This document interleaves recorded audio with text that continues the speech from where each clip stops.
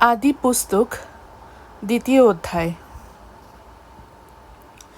এইভাবে আকাশ ও পৃথিবী এবং তাদের যত বাহিনীর সৃষ্টিকাজ শেষ হল। পরমেশ্বর যে সমস্ত কাজ সাধন করে আসছিলেন তা সপ্তম দিনে শেষ করলেন। যে সমস্ত কাজ সাধন করে আসছিলেন তা তিনি সপ্তম দিনে শেষ করে বিশ্রাম নিলেন। পরমেশ্বর সে সপ্তম দিন আশীর্বাদ করলেন, তা পবিত্র করলেন, কেননা সৃষ্টি কাজে সে সমস্ত কিছু সাধন করার পর পরমেশ্বর সেই দিনেই বিশ্রাম নিলেন। আকাশ ও পৃথিবীর সৃষ্টি লগ্নে এ হলো আকাশ ও পৃথিবীর জন্ম কাহিনী।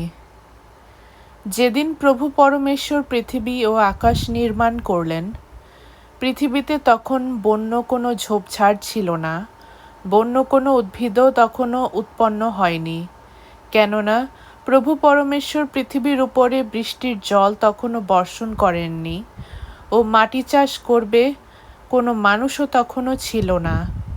কিন্তু একটা কুয়াশা পৃথিবী গর্ভ থেকে উৎসারিত হয়ে সমস্ত স্থলভূমি জলসিক্ত করছিল। সেদিন প্রভু পরমেশ্বর মাটি থেকে ধুলো নিয়ে মানুষকে গড়লেন এবং তার নাকে ফু দিয়ে তার মধ্যে প্রাণবায়ু সঞ্চার করলেন, আর মানুষ সজীব প্রাণী হয়ে উঠল।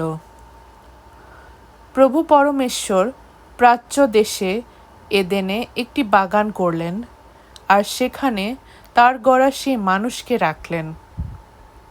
প্রভু পরমেশ্বর ভূমি থেকে এমন সব গাছ উৎপন্ন করলেন যা দেখতে সুন্দর ও খেতে সুস্বাদু। বাগানটির মাঝখানে উৎপন্ন করলেন জীবন বৃক্ষ, মঙ্গল অমঙ্গল জ্ঞান বৃক্ষ উৎপন্ন করলেন। এদেন থেকে এক নদী প্রবাহিত ছিল যা বাগানটিকে জলসিক্ত করত এবং সেখান থেকে আলাদা আলাদা হয়ে চতুর্মুখী হতো। প্রথম নদীর নাম পিশন। নদীটা সে সমস্ত হাবিলা দেশ ঘিরে রাখে যেখানে সোনা পাওয়া যায়। সেই দেশের সোনা উত্তম। সেই দেশে সুরভি মলম ও বৈদুর্য মণিও পাওয়া যায়।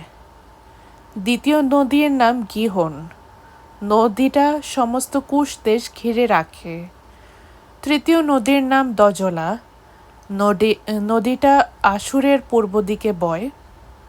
চতুর্থ নদী ফোরাত। প্রভু পরমেশ্বর মানুষকে নিয়ে এদেন বাগানে রাখলেন যেন সে মাটি চাষ করে ও বাগানের দেখাশোনা করে। তখন প্রভু পরমেশ্বর মানুষকে এই আজ্ঞা দিলেন, তুমি এই বাগানের সমস্ত গাছের ফল খুশি স্বচ্ছন্দেই খাও, কিন্তু মঙ্গল অমঙ্গল জ্ঞানবৃক্ষের ফল খাবে না, কেননা যেদিন তার ফল খাবে সেদিন তুমি মরবেই মরবে। প্রভু পরমেশ্বর বললেন, মানুষের পক্ষে একা থাকা ভালো নয়, তার জন্য আমি তার মতো একজন সহায়ক নির্মাণ করব। তখন প্রভু পরমেশ্বর মাটি থেকে সমস্ত বন্যজন্তু ও আকাশের সমস্ত পাখি গড়ে মানুষের কাছে আনলেন। দেখতে চাচ্ছিলেন মানুষ তাদের কি কি নাম রাখবে। মানুষ যা কিছুর নাম রাখল সেই সব কিছুর নাম ছিল সজীব প্রাণী। মানুষ সমস্ত গবাদি পশুর, আকাশের সমস্ত পাখির ও সমস্ত বন্যজন্তুর নাম রাখল, কিন্তু তবু মানুষের জন্য উপযোগী কোনো সহায়ক পাওয়া গেল না। তখন প্রভু পরমেশ্বর মানুষের উপর এমন গভীর নিদ্রা নামিয়ে আনলেন যে সে ঘুমিয়ে পড়ল। তিনি তার একটা পাঁজর তুলে নিয়ে জায়গাটি মাংস দিয়ে বন্ধ করে দিলেন। মানুষ থেকে তুলে নেয়া সে পাঁজর দিয়ে প্রভু পরমেশ্বর এক নারী গড়লেন ও তাকে মানুষের কাছে আনলেন। আর মানুষ বলল, এবার এই হলো আমার হাড়ের হাড় ও আমার মাংসের মাংস।